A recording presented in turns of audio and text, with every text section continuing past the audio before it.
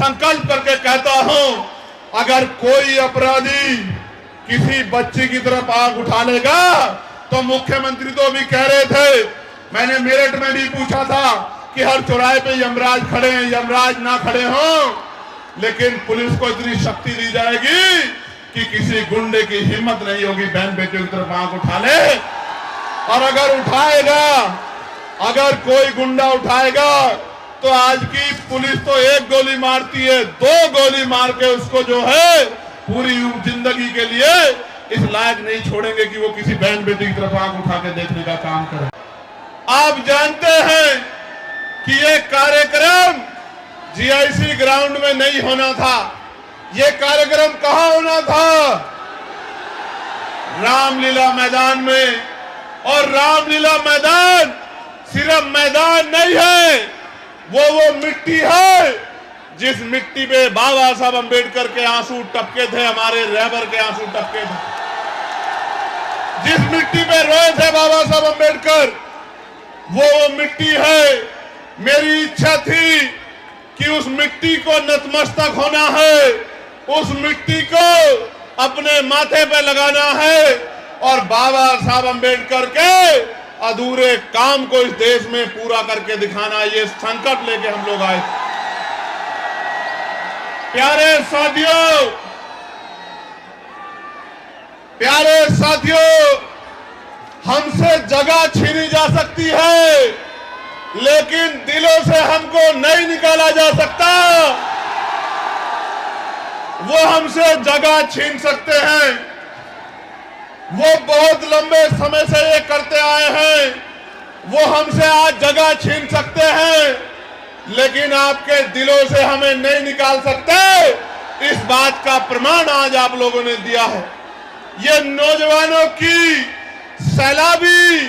सैलाबी ये जो संख्या है, और इधर मेरी माँ बहनों का जो धूम में बैठ के आशीर्वाद देने के लिए आई है, मैं आपका कैसे धन्यवाद करूं।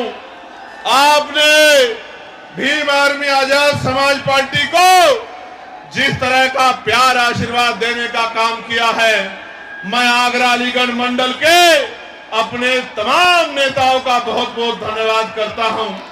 भीम आर्मी के हमारे साथी, आजाद समाज पार्टी के हमारे साथी, हमारे भाईचारा संगठनों के हमारे नेतागण, हमारे अधिवक्ता मोर्चा के साथी, मिशन 78 के साथी, युवा मोर्चा के साथियों का मैं बहुत बहुत धन्यवाद देता हूं।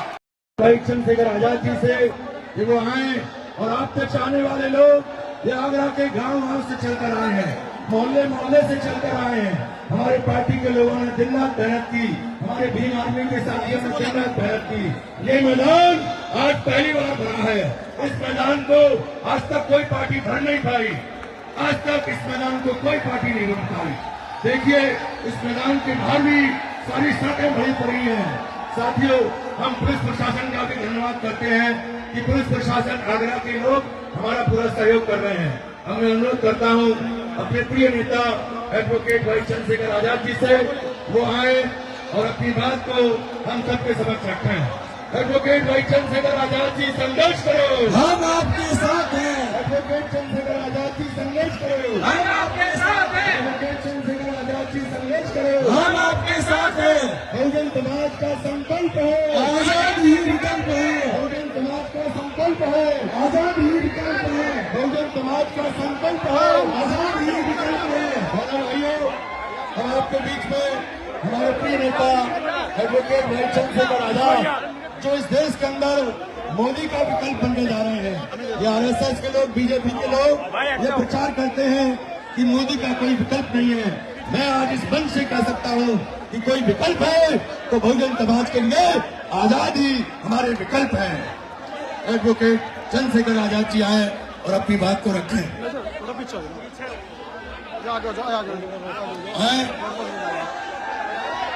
आमिर भाई,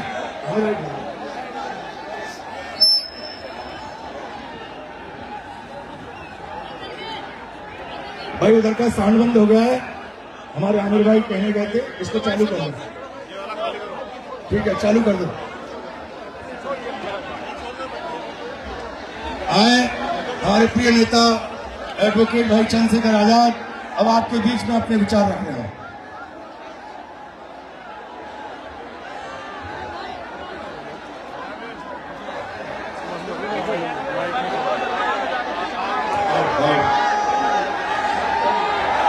जय भीम। कहां तक आ रही है आवाज? जरा हाथ उठा के बताना। और आप लोग कहां चढ़े हो वहां इतने ऊपर?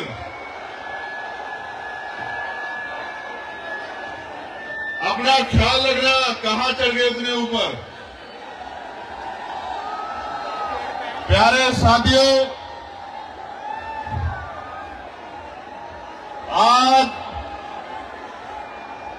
आगरा की इस ऐतिहासिक धरती पे जिस तरह का प्यार,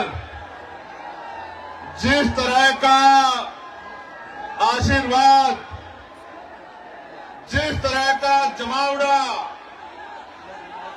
आप लोगों ने इतने बड़े पैमाने पे आज इस आगरा के कार्यक्रम को सफल बनाने के लिए किया है, मैं आपका दिल की गहराइयों से बहुत बहुत धन्यवाद करता हूं। प्यारे साथियों, मैं अपनी बात को शुरू करने से पहले बहुजन समाज में जन्मे सभी संतों, गुरुओं और महान पुरुषों को नमन करता हूं। और उनमें भी महामानव तथागत बुद्ध, जिनको पूरी दुनिया में शांति का प्रतीक माना जाता है, जगत गुरु सद्गुरु रविदास जी महाराज, जो अंधविश्वास पाखंडवाद को जिन्होंने चूल हिला के रख दी थी, गुरु नानक देव, गुरु वाल्मीकि जी, गुरु घासीदास जी, संत गाडगे जी महाराज, नारायणा गुरु, राष्ट्रपिता ज्योतिबा फूले, मां सावित्रीबाई फूले, जो शिक्षा के नायक हैं, नायिकाएं हैं, मां फातिमा शेख, डॉक्टर बाबा साहब अम्बेडकर संविधान निर्माता और करोड़ों भारतीयों के मुक्तिदाता डॉक्टर बाबा साहब अम्बेडकर, सर छोटू राम, मामना रामसू वर्मा, चौधरी महाराज सिंह भारती, बाबू जगदेव प्रसाद कुशवाहा, जननायक कपूरी ठाकुर, चौधरी चरण सिंह जी, कोतवाल धन सिंह गुर्जर, ब्रह्मानंद लोधी जी, संत राम बीए प्रजापति जी, बाबू शिवदयाल चौरसिया जी, मान्यवर दीना भाना वाल्मीकि साहब और मेरे रहबर, मेरे नेता, मेरे गुरु मान्यवर साहब के सारे साहब श्री काशीराम जी को नमन करता हूं। मां अल्लाबाई होलकर, महाराजा बिजली पासी, मां अवंतिकाबाई लोधी, मां झलकारी बाई, मां फूलन देवी को भी नमन करता हूं। सम्मानित साथियों, आप जानते हैं कि ये कार्यक्रम जीआईसी ग्राउंड में नहीं होना था। ये कार्यक्रम कहां होना था? रामलीला मैदान में। और रामलीला मैदान सिर्फ मैदान नहीं है, वो मिट्टी है जिस मिट्टी पे बाबा साहब अम्बेडकर के आंसू टपके थे, हमारे रहबर के आंसू टपके थे। जिस मिट्टी पे रोए थे बाबा साहब अम्बेडकर, वो मिट्टी है।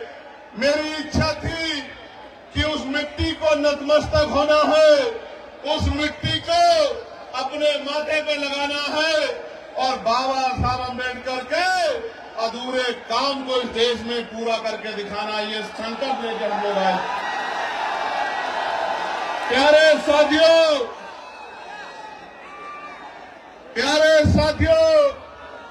हमसे जगह छीनी जा सकती है, लेकिन दिलों से हमको नहीं निकाला जा सकता। वो हमसे जगह छीन सकते हैं। वो बहुत लंबे समय से ये करते आए हैं। वो हमसे आज जगह छीन सकते हैं, लेकिन आपके दिलों से हमें नहीं निकाल सकते। इस बात का प्रमाण आज आप लोगों ने दिया है। ये नौजवानों की सैलाबी ये जो संख्या है, और इधर मेरी मां बहनों का जो धूम में बैठ के आशीर्वाद देने के लिए आई है, मैं आपका कैसे धन्यवाद करूं। आपने भीम आर्मी आजाद समाज पार्टी को जिस तरह का प्यार आशीर्वाद देने का काम किया है, मैं आगरा अलीगढ़ मंडल के अपने तमाम नेताओं का बहुत बहुत धन्यवाद करता हूं। भीम आर्मी के हमारे साथी, आजाद समाज पार्टी के हमारे साथी, हमारे भाईचारा संगठनों के हमारे नेतागण, हमारे अधिवक्ता मोर्चा के साथी, मिशन 78 के साथी, युवा मोर्चा के साथियों का मैं बहुत बहुत धन्यवाद देता हूं। और ये पहला ऐसा आंदोलन है जिसके मंच पे SC, ST, OBC और मुस्लिम, जैन, सिख तमाम जातियों के नेता आपको देखने को मिलेंगे। बाकी जगह पे तो अगर वो MP MLA भी बना देते हैं, उसको इतनी हिम्मत नहीं देते कि वो अपने समाज के लिए एक शब्द मुंह से निकाल सके। आपको 2 अप्रैल 2018 याद है, नहीं याद है? मैंने तो आगरा के जिलाधिकारी कार्यालय पे भी नीला झंडा देखा था। उस दिन मेरे आज भी याद है। प्यारे साथियों, जिन साथियों ने 2 अप्रैल में बलिदान दिया था, या जो साथी 2 अप्रैल में जेल गए थे, मैं चंद्रशेखर आजाद अपनी पार्टी की तरफ से आपको वादा करता हूं, 27 में राजकाज बदलेगा कि इन झूठों मुकदमों को शाम तक हम लोग हटाने का काम करेंगे। मेरी बात को आप याद रखें। और जिन निर्दोष लोगों ने पुलिस की लाठियां खाई और जेल काटने का काम किया, उन निर्दोष भाइयों को सरकार सम्मानित करने का काम करेगी, उनके आंसू पोंछने का काम करेगी। इस बात का भी मैं आपको विश्वास दिलाता हूं। प्यारे साथियों, आज जब मैं आगरा में हूं और उत्तर प्रदेश में ये हमारा दूसरा सम्मेलन है, हमने 18 प्रमुजन सम्मेलन किए थे। उन सम्मेलन के जरिए हमने कर्मचारी, अधिकारी, पूर्व प्रधान, वर्तमान प्रधान, जिला पंचायत सदस्य, क्षेत्र पंचायत सदस्य, पूर्व विधायक, पत्रकार, चिंतक, वकील, तमाम लोगों को बुला के बिठा के पूछा था कि हमें उत्तर प्रदेश में इन गरीबों को राजकाज में लाना है, आप रास्ता बताओ। पूरे बुद्धिजीवी समाज ने हमारे हाथों को मजबूत करने का विश्वास दिलाया था, और आज ये उसका प्रमाण है कि जहां तक नजर जा रही है, नीला नीला समंदर नजर आ रहा है। और सिर्फ नीला समंदर नजर नहीं आ रहा है, नौजवानों की शक्ल में मुझे बाबा साहब अम्बेडकर के नीले बाज नजर आ रहे हैं।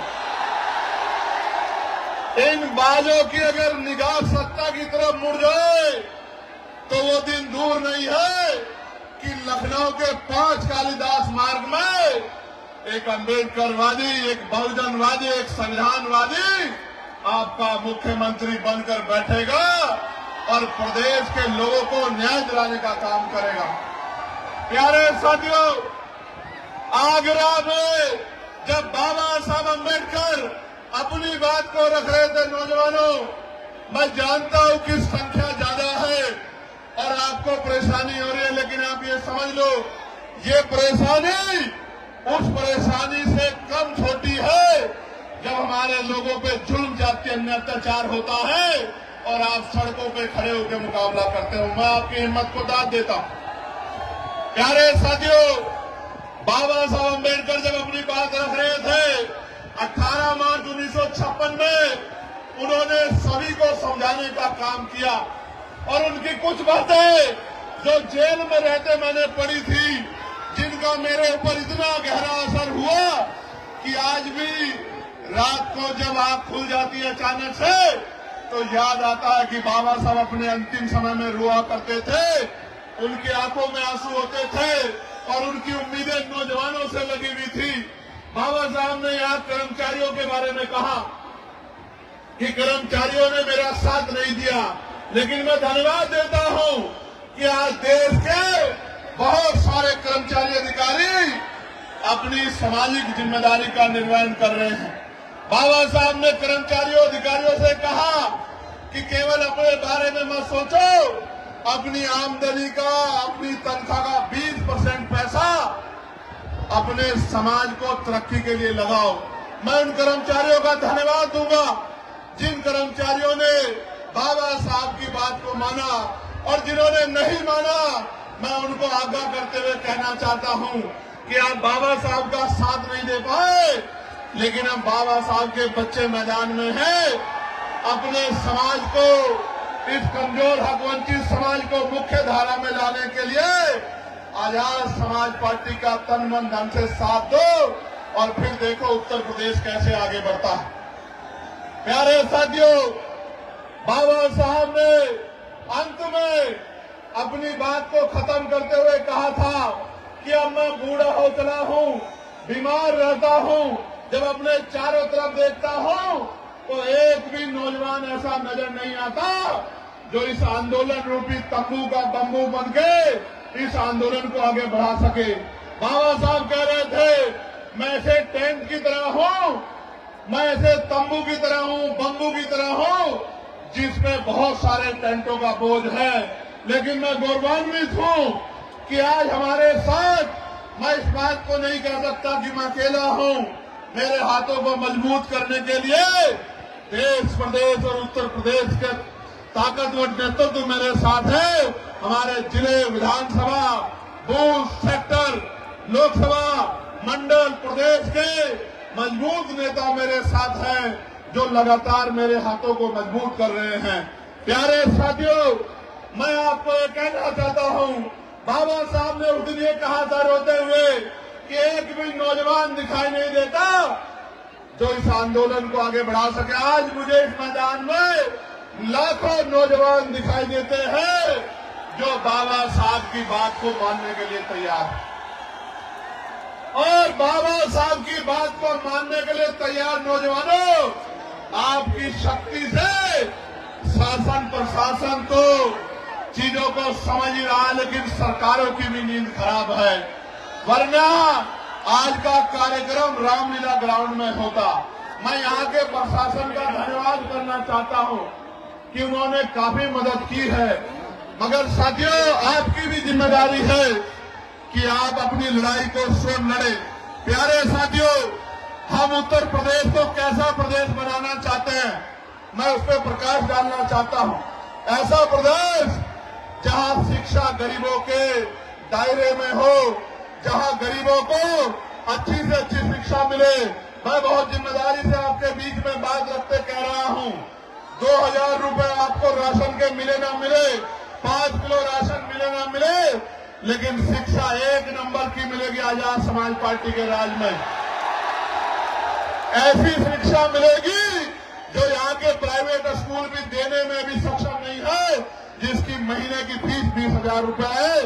मैं संकल्प लेकर कहता हूँ कि हम लोग करके दिखाएंगे कि गरीब के बच्चों को ऐसी शिक्षा मिलेगी कि अमीर के बड़े बड़े स्कूल, अमीरों के बड़े बड़े स्कूल में पढ़ने वाले बच्चे भी गरीबों के बच्चों का मुकाबला नहीं कर पाएंगे। आपको 5 किलो राशन मिले ना मिले, लेकिन आपके बच्चे को इतना मजबूत करेंगे कि वो 50,000 रुपए की नौकरी रोजगार करेगा महीने का, और आपकी आंख में आंसू नहीं आने देगा। मेरी बात को आप याद रखना, ऐसी व्यवस्था लागू करेंगे।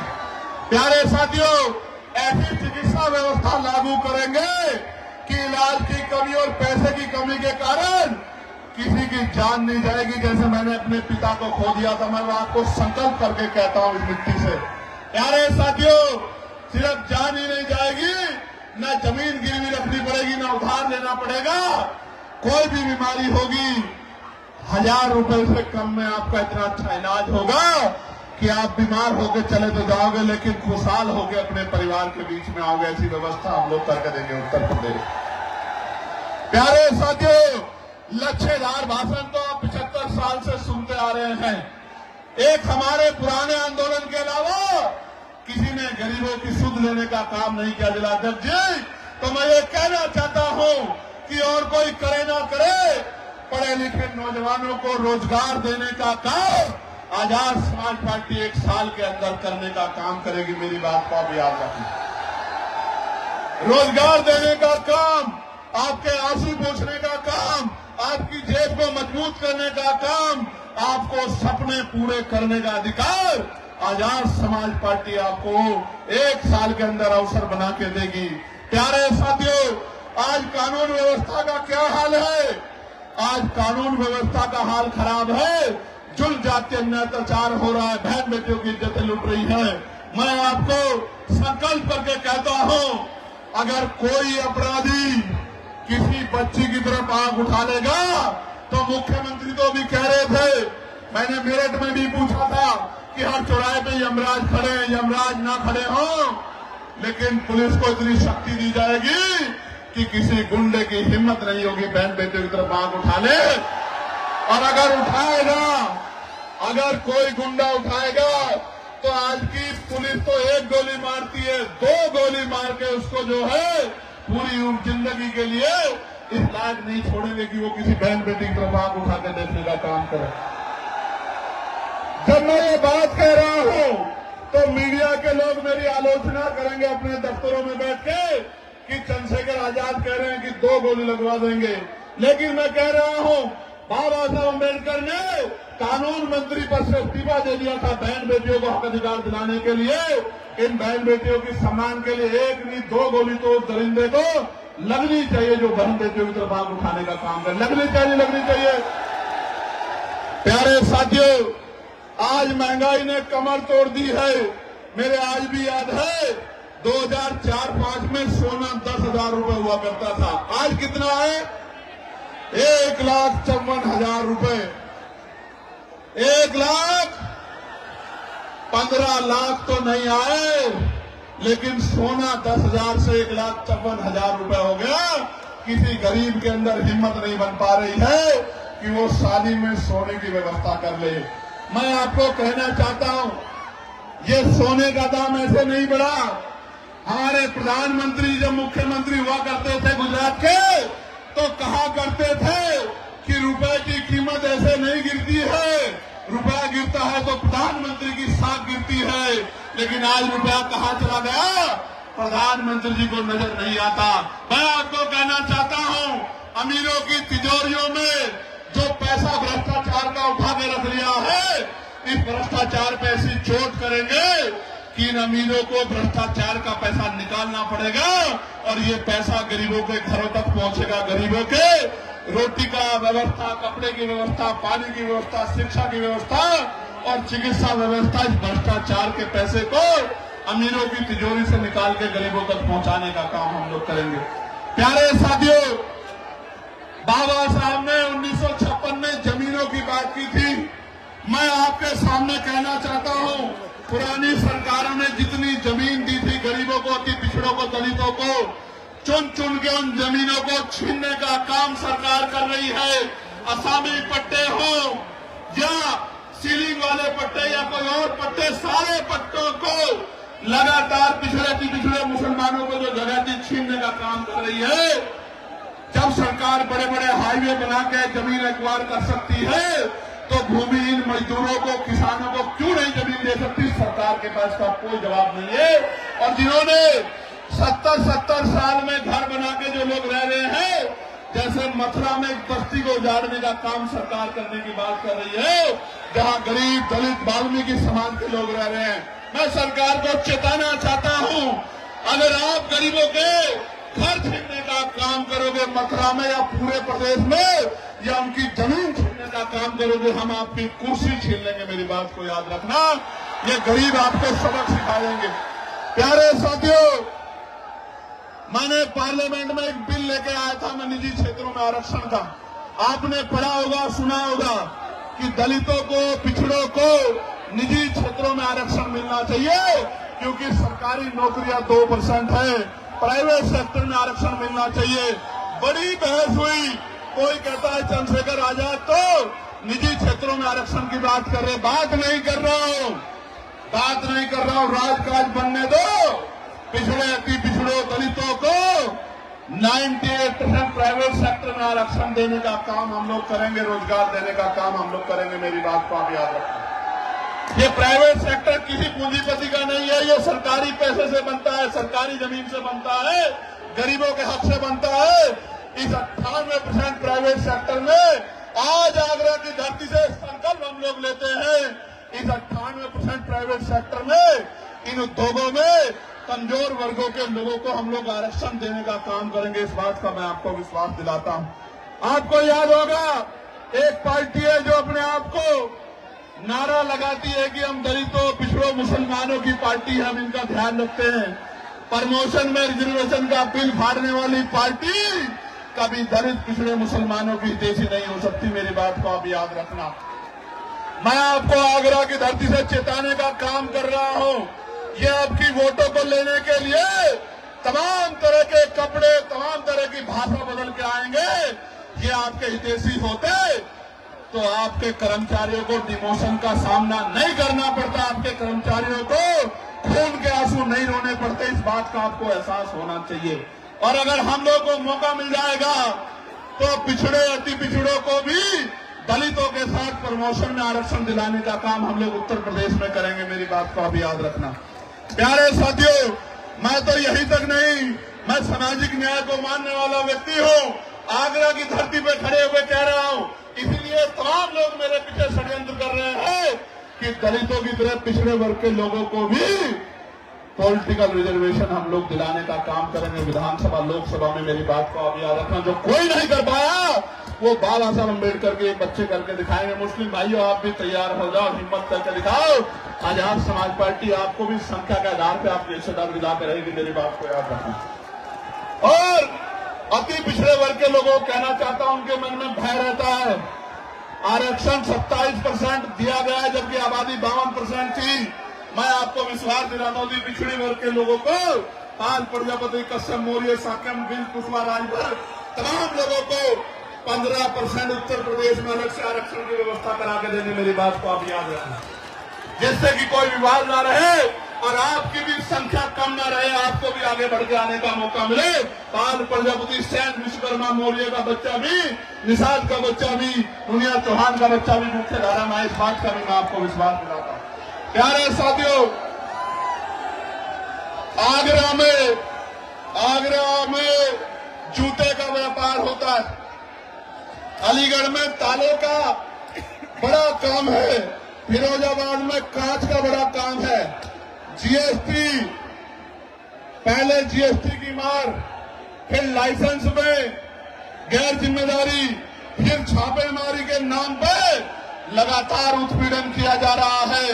लगातार कारीगरों को, मजदूरों को मजबूर करने का काम ये सरकार कर रही है। छोटे छोटे व्यापारी आगरा में जब रिक्शे से अपना माल भेजते हैं तो जीएसटी के अधिकारी उनको पकड़ के 50-50 हजार रुपए की रिश्वत वसूलने का काम करते हैं। राजकाज बदलने दो, एक एक पैसे का हिसाब होगा जो गरीबों का छीनने का काम कर रहे हैं, मजदूरों का। मैंने तो पत्र लिखा था सरकार को कि जीएसटी में छूट करो, और मैं कहना चाहता हूं हमारा व्यापार मंडल मजबूत है। किसी व्यापारी को दिक्कत हुआ करे तो हमारे भीम व्यापार मंडल के साथियों से मिल लिया करो, अपनी समस्या इनको बता दिया करो। प्यारे साथियों, अभी यूजीसी के नए नियम आए हैं, बड़ी चर्चा हो रही है, बड़ा विरोध हो रहा है, और मैं आपको स्पष्ट कहना चाहता हूं वही विरोध कर रहा है जो जाति के आधार पर SC, ST, OBC के बच्चों का शोषण करने का काम करता है, उनको अपमानित करने का काम करता है। इससे किसी को दिक्कत नहीं है सिवाय द्रोणाचार्य के, जो एकलव्य का अंगूठा काटना चाहता है। उसके अलावा यूजीसी के नए नियमों से किसी को दिक्कत नहीं है। और मैं सरकार को कहना चाहता हूं, चंद मुट्ठी भर लोगों की वजह से अगर यूजीसी पे फैसला वापस हुआ तो हम 85% बहुजन समाज के लोग सड़कों पे उतर के सरकार को बताने का काम करेंगे कि हमारे बच्चों के जो जितना जितना जो है बड़ी बड़ी यूनिवर्सिटियों में सुसाइड और तमाम तरह के अटेम्प्ट हो रहे हैं, इस अपमान को, इस दर्द को हम लोग भूलने वाले नहीं है। इन चेतावनी भी मैं सरकार को देना चाहता हूं। यह सरकार धर्म की बात करती है, गौरव यहां खड़े, धर्म की बात सरकार करती है, और अभी ये अपने धर्म के शंकराचार्यों के साथ कैसा व्यवहार कर रही है आप लोग देख लो। प्रयागराज इसका बहुत बड़ा उदाहरण है, जो अपनों की नहीं हुई। हालांकि मेरा उनसे वैचारिक मतभेद है, क्योंकि वो वर्ण व्यवस्था को मानते हैं, मनुस्मृति को मानते हैं, ये उनका अधिकार है, लोकतंत्र है, आर्टिकल 25-26 है। लेकिन हम लोग संविधान को मानने वाले लोग हैं, मानवता को मानने वाले लोग हैं, भगवान बुद्ध को मानने वाले लोग हैं। हम लोग किसी के साथ भी अन्याय बर्दाश्त नहीं करते। इसलिए वैचारिक मतभेद के बाद भी मैंने कहा कि वहां गलत हुआ, जिस तरह से उनके शिष्यों की चुटिया पकड़ पकड़ के उनको खींचा गया। ये इस बात का उदाहरण है कि जब सत्ता तानाशाह हो जाती है तो पहले उसी का इलाज करती है जिसने उसको सत्ता में लाकर बिठाने का काम किया है। प्यारे साथियों, आज उत्तर प्रदेश में बरेली में अन्याय हो रहा है आप सबके सामने। आज हाथरस में अन्याय हो रहा है। हाथरस के जख्म अभी हम भूले नहीं है। आज बुलंदशहर में क्या हाल है। प्रयागराज आपको याद होगा किस तरह से 90 बच्चों को जेल भेजने का काम इस सरकार ने किया था। और प्रयागराज में कौशाम्बी में अपनी पाल समाज की बच्ची को मुझे जाने नहीं दिया था उनके घर पे। और आपको याद होगा कानपुर देहात में क्या अन्याय हुआ। आपको याद होगा अरुण वाल्मीकि के यहाँ हम लोग आए थे जब उस बच्चे को मार दिया था, उसकी 30 दिन की उसकी गर्भवती पत्नी को पीटने का काम किया था। मैं उस दिन उनके आंसू पूछने के लिए आया था। हाथरस के परिवार को मुख्यमंत्री ने वादा किया कि नौकरी और घर देंगे, नहीं दिया। ये इनके वादे खोखले हैं। और अभी मेरठ में आपने देखा, मेरठ के कपसार में एक चुनाव सांसद अपनी बहन से और अपनी मरी हुई मां से नहीं मिल पाया, पुलिस बना के मुझे रोकने का काम किया। मैं कहना चाहता हूं, मुझे तो रोक लोगे, मैं संविधान को मानता हूं, लेकिन इनको कैसे रोकोगे जब ये अपने पैरों पे खड़े हो जाएंगे। इनको कैसे रोकोगे? मुझे रोक लो, मैं कानून को मानता हूं, लेकिन कानून चलाने वाले हाथ जब इनके हो जाएंगे, जब इनका राज कहा जाएगा कमजोरों का, तब इन गुंडों को कैसे बचाओगे? इनके बारे में, गुंडों के बारे में सोचो। प्यारे साथियों, मैं बहुत जिम्मेदारी से आपको ये कहना चाहता हूं, इस जुर्म जाति को रोकने के लिए हमें कमर कसनी होगी, क्रांति के लिए तैयार होना पड़ेगा। और क्रांति संवैधानिक रूप से वोट के रूप में होगी। जब मैं सड़कों पे था, सड़कों पे लड़ता था, आज पार्लियामेंट में आपने भेज दिया है, तो बताओ पार्लियामेंट में आपकी आवाज गूंजती है नहीं गूंजती है? क्या 543 में नीले पट्टे वाला दिखाई देता है नहीं दिखाई देता है? कहीं छिप तो नहीं जाता? सुनते हो नहीं सुनते हो? प्यारे साथियों, इस देश में 15 अगस्त 1947 को तय हो गया था। मुस्लिम समाज के भाई सुन लें, जैन समाज के भाई, सिख समाज के भाई, बौद्ध समाज के भाई, क्रिश्चियन समाज के भाई सुन लें, हमारे जो मसीह समाज को मानने वाले लोग हैं वो भी सुन लें। 15 अगस्त 1947 को तय हो गया था कि जिस स्ट्रक्चर का जो स्वरूप है, अगर वो मस्जिद है तो मस्जिद रहेगी, वो मंदिर है तो मंदिर रहेगा, वो चर्च है तो चर्च रहेगा, वो गुरुद्वारा है तो गुरुद्वारा रहेगा। लेकिन जब से इनकी सरकार आई है, हर मस्जिद को, हर गुरुद्वारे को, हर चर्च को जानबूझ के टारगेट करने का काम ये सरकार कर रही है कि इनका राजनीतिक एजेंडा कामयाब होता रहे। मैं आपको कहना चाहता हूं, सरकार की जिम्मेदारी है कि पुलिस को कहे, एडमिनिस्ट्रेशन को कहे कि इस तरह का माहौल खराब नहीं होना चाहिए।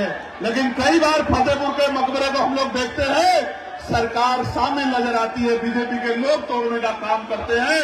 मैं आपको कहना चाहता हूं, हिम्मत मत हारो। जब माहौल खराब करने वाले लोग हैं तो आपका हाथ पकड़ के आपके साथ चलने वाले लोग भी है। मेरी बात को याद रखना। आपने अभी तक कभी इसे ताकत दी, कभी उसे ताकत दी, कभी उसे ताकत दी। एक बार बाबा साहब अम्बेडकर के सच्चे बच्चों को ताकत देके देखो, गुंडागर्दी का माहौल ठंडा हो जाएगा और स्वाभिमान सम्मान के साथ आगे बढ़ने का मौका मिलेगा। प्यारे साथियों, ये तो मैं हूं जो पार्लियामेंट में बोलता हूं, सड़क पे मुसलमान, ईसाई सिख, जैन, बौद्ध, वरना अल्पसंख्यक कह के लंबे समय तक आपसे वोट ली गई है। आप भी इस बात को जानते हैं। ये तो हिम्मत चंद्रशेखर आजाद के अंदर है कि जो धर्मनिरपेक्ष है, संविधानवादी है, सबके हितों की बात करता है, सबके हितों को आगे बढ़ाने की बात करता है। ना अमीर देखता है, ना गरीब देखता है, ना कमजोर देखता है, ना ताकतवर देखता है। प्यारे साथियों, आप हमारा न्यायप्रिय चरित्र देखना चाहते हो तो सुनो। संभल में जिस जज साहब ने पुलिस पे मुकदमे करने का ऑर्डर दिया, उस जज साहब, माननीय जज साहब को, जिन्होंने निष्पक्ष ऑर्डर किया, निडर होकर ऑर्डर किया, सरकार के सामने न्यायपालिका का सच्चा चरित्र रखा, रातों रात उन जज साहब का ट्रांसफर कर दिया गया। वो सुधीर साहब इसी दलित समाज के बच्चे हैं। इस बात का आप लोगों को गर्व, हमें गर्व है इस बात का कि हमारा चरित्र न्यायप्रिय है। अगर पूरी सरकार भी विरोध में खड़ी है तो हमारी कलम किसी का नुकसान नहीं कर सकती, न्याय देने का काम करेगी। मैं तो यामीन साहब के उन बेबस पिता की तरफ देखता हूं, जिन पिता को उम्मीद थी कि न्याय मिलेगा, आज उनसे न्याय छीना जा रहा है। प्यारे साथियों, याद रखो, जुर्म जाति जब बढ़ जाएगी तो जनता उसको उखाड़ फेंकेगी। वही समय आ गया है। यहां से वहां तक ये नीला समंदर इस बात का ऐलान कर रहा है, आगरा में खड़े होकर, ये राजधानी है, आगरा कमजोरों की राजधानी है या नहीं है? राजधानी बताओ, जोर से बताओ, है या नहीं है? ये राजधानी में खड़े होकर मैं आपको कह रहा हूं, पिछड़ो की पिछड़ो, दलितों को, मुसलमान भाइयों को, सिख भाइयों को, जैन भाइयों को, बुद्धिस्ट भाइयों को, न्याय प्रिय सामान्य जाति के लोगों को भी कह रहा हूं, ये सरकार धर्म के नाम पे आपको कमजोर कर सकती है, कभी आपको आगे नहीं बढ़ा सकती। ये काम करने का काम भी वही करेगा जिसने बाबा साहब अम्बेडकर के विचारों को अपने अंदर आत्मसात किया हो। बाबा साहब ने कहा था कि जाकर पढ़ना संविधान को, मैंने एक जाति के लिए काम नहीं किया, हर व्यक्ति की आजादी सुनिश्चित की है, उसके अधिकार सुनिश्चित किए हैं। इसलिए जब तक इस सोच का व्यक्ति कुर्सी पर नहीं आएगा, भला नहीं हो सकता। मेरी बात को आप याद रखना। प्यारे साथियों, आज सरकार जुडिशरी को अपने कब्जे में लेना चाहती है, उस पर दबाव बनाना चाहती है, अपने हिसाब से चलाना चाहती है।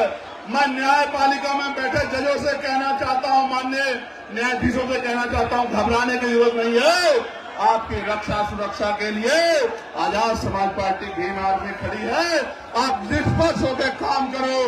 आपके ऊपर उंगली उठेगी तो हम लोग गोली खाने के लिए सबसे आगे खड़े रहेंगे। मेरी बात को आप याद रखिए।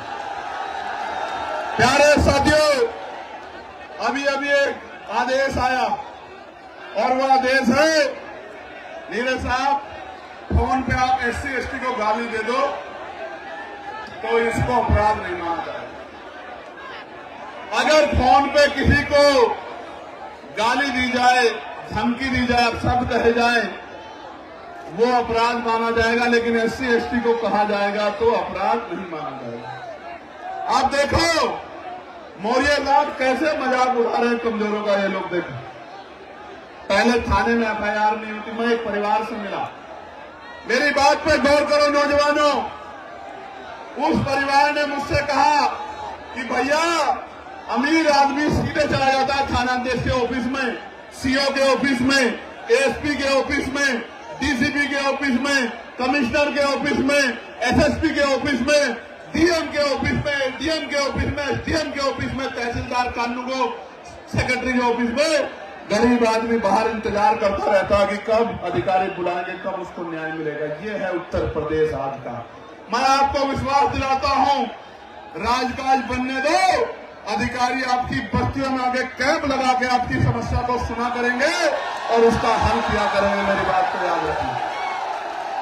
याद है नहीं याद है, मेरी लोकसभा में मैं अधिकारियों को उस गारे में ले गया था, नहीं ले गया था, कीचड़ में, इसीलिए लेके गया था कि जाके गरीबों के हाल देखो और आपको पता लगे कि आपके लिए मखमली सड़कें और गरीब कीचड़ में रहते हैं, 2-2 फुट कीचड़ में। आज भी आप कमजोर वर्गों की बस्ती में जाओ, मोटरसाइकिल के अलावा 4 फुट की गाड़ी नहीं घुस सकती। ऐसे हाल गरीबों की बस्तियों के बने हैं। कीचड़, गंदगी, सफाई की व्यवस्था नहीं है।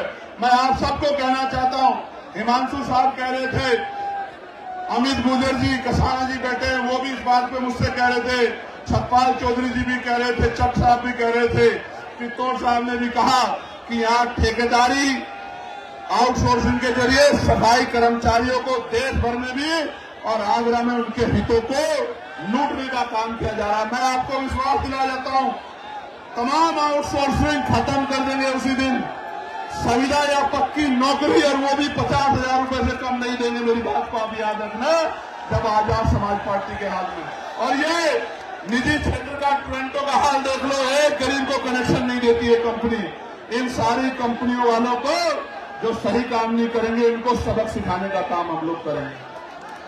प्यारे साथियों, एक बहुत बड़ी समस्या ये है कि आज ईसाई समाज, मसीही समाज परेशान है।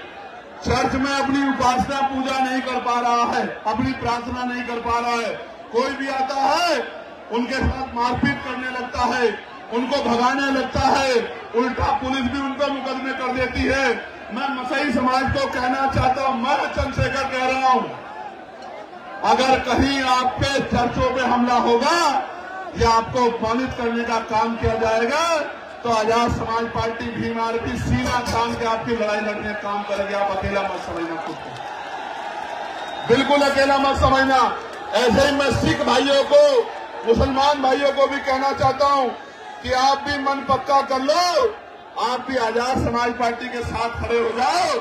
आने वाले 10-15 दिन में वैसे भी माहौल उत्तर प्रदेश का बदलने वाला है। मेरी बात को आप याद रखना, आने वाले 15 दिन में देख लेना, उत्तर प्रदेश का माहौल बदलने वाला है।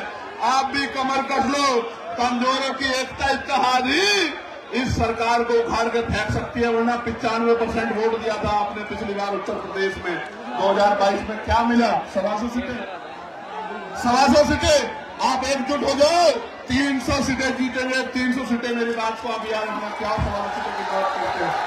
प्यारे साथियों, आपने इतने भयंकर सैलाब में भी बड़ी जिम्मेदारी समझदारी से इस कार्यक्रम को सफल बनाया, और जिन साथियों ने इसको सफल बनाने में अपना योगदान दिया, भाई सुनील कुमार चित्तौड़ जी, राजपाल कश्यप जी, डॉक्टर रविंद्र बघेल जी, श्याम प्रकाश बोधी जी, विक्की आजाद जी, अनिल करदम जी, MS निमेश जी, संजीव सागर जी, अच्छन अंसारी जी, राजेंद्र गुजर जी, गुफरान खान साहब, चौधरी महेंद्र सिंह जी, लाखन सिंह चक साहब, शशांक बोध जी, सौरभ दयाल जी, सौरभ चित्तौड़ जी, राजू अंसारी जी, मलखान पिंटू व्यास जी, रहमान खान जी, गौरी प्रसाद उपासक जी, महेश चंद्रा जी, प्रदीप पीपल जी, जावेद कुरैशी जी,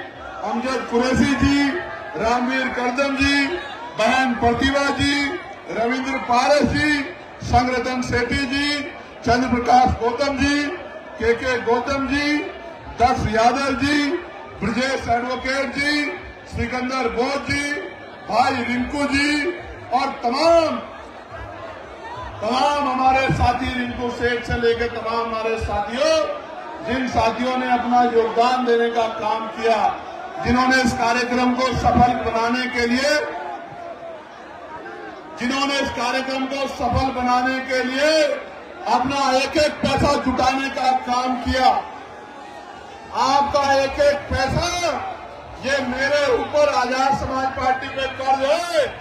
राजकाज बनने दो, रोजगार के साथ जोड़ के एक एक कर्ज को उतारने का काम करेंगे। भाई सानू जी का भी, पुलिस के भाइयों का भी, बहुजन मीडिया का भी, मेन स्ट्रीम मीडिया के साथियों का भी, जो आज यहाँ पहुंचे हैं, और ये जो हमारे नौजवान पत्रकार जो कई दिनों से लगातार ग्राउंड बदलने के बाद जिन्होंने सूचना का आदान प्रदान किया, मैं दिल से धन्यवाद करता हूं आप सब लोगों का, आपके चैनल्स का, आपकी हिम्मत का, आपके निस्वार्थ भाव का मैं आपका बहुत धन्यवाद करता हूं। और अवसर मिलने पे आपको आगे बढ़ाने में भी कोई कमी हम लोग नहीं छोड़ेंगे, इस बात का भी मैं आपको विश्वास दिलाता हूं। सारी बहनों का, तमाम यहाँ पहुंचे साथियों का, नौजवानों का, उन्हें शासन प्रशासन के भाइयों का, और वो जो बाबा साहब का झंडा लहरा रहे हैं,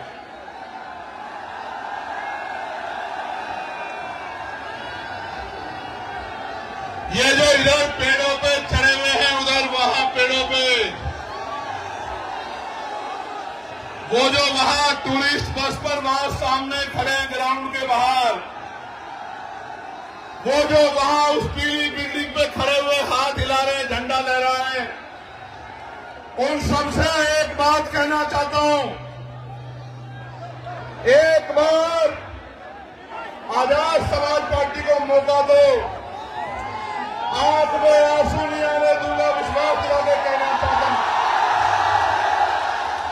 मेरे साथ हाथ ऐसे करके संकल्प करो, संकल्प करो, यहां से लेके वहां तक सब लोग। आज हम आगरा की इस ऐतिहासिक धरती पर, इस ऐतिहासिक धरती पर, इस ऐतिहासिक धरती पर, इस ऐतिहासिक धरती पर 18 मार्च 1956 को बाबा साहब ने अपनी बात को रखते हुए समाज में पीड़ा को देखकर, भावुकता के कारण ये कहा था कि मुझे एक भी नौजवान नजर नहीं आता, तो इस आंदोलन का तंबू बनके इस आंदोलन को आगे बढ़ा सके। हम आज 25 फरवरी 2026 को संकल्प लेते हैं कि बाबा साहब अम्बेडकर के आंसुओं का संकल्प है हमें, हम मिट जाएंगे, लेकिन बाबा साहब के सपनों को अधूरा नहीं रहने देंगे। हम इसी जीवन में जीते जी बाबा साहब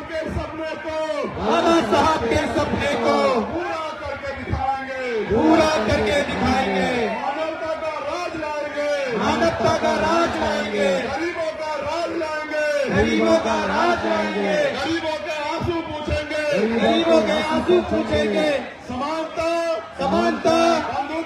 बंधुत्व, भाईचारे पे आधारित समाज बनाएंगे।